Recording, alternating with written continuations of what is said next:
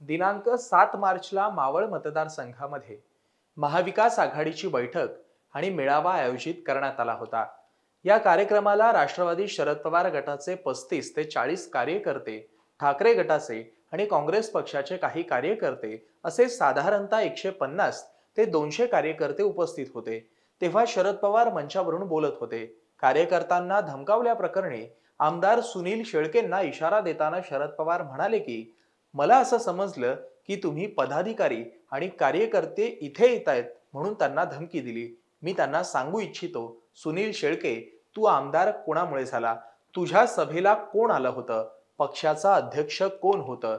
तुझ्या त्या अर्जावर माझी सही आहे, हे लक्षात ठेव। यापुढे असं काही केलं तर मला शरद पवार म्हणतात, हे विसरू नको। मी त्या वाटेनं जात नाही, पण मी गेलो तर मी कोणाला सोडत नाही, असा इशारा शरद पवार यांनी दिला।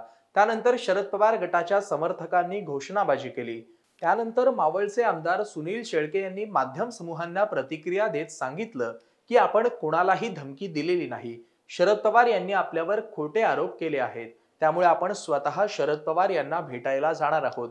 आपण कोणाला धमकी दिली त्या पदाधिकारी आणि कार्यकर्त्यांना माझ्या समोर यायला सांगा। शरद पवारांनी माझ्यावर अशा प्रकारे टीका करणं हे आश्चर्यकारक आहे, असंही सुनील शेळके म्हणाले। तसंच या मेळाव्याचे ज्यांनी कोणी आयोजन केलं होतं त्यांनी काही माहिती शरद पवार यांना दिली की अनेक कार्यकर्त्यांचा पक्षप्रवेश करायचा आहे, पण ही माहिती खोटी होती।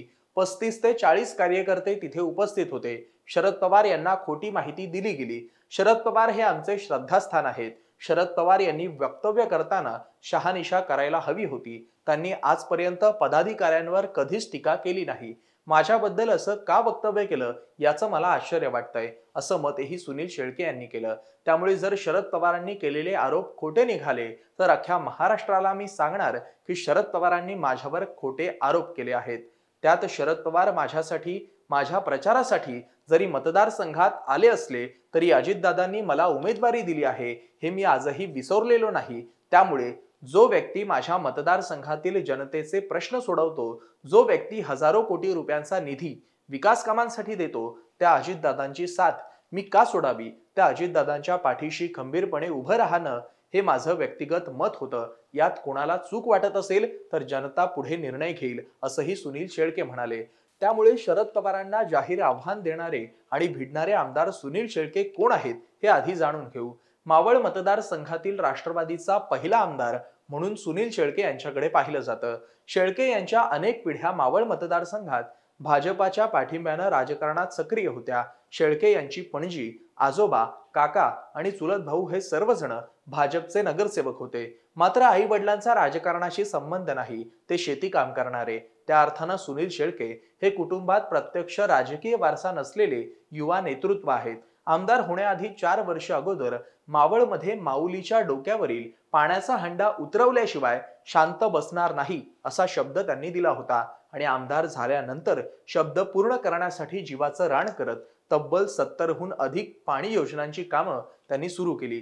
विशेष म्हणजे त्या विकास कामांचा शुभारंभ त्या विभागातील महिलांच्या हातूनच त्यांनी करून घेतला। त्यामुळे मावळचे जनसेवक या नावानं त्यांना ओळखलं जातं।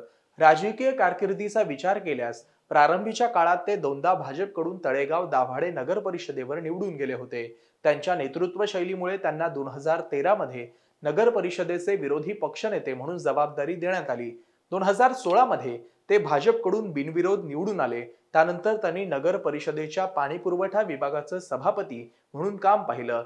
तळेगाव दाभाडे शहरातील पाणी टंचाईचं संकट दूर करण्यासाठी त्यांनी प्रयत्न केले।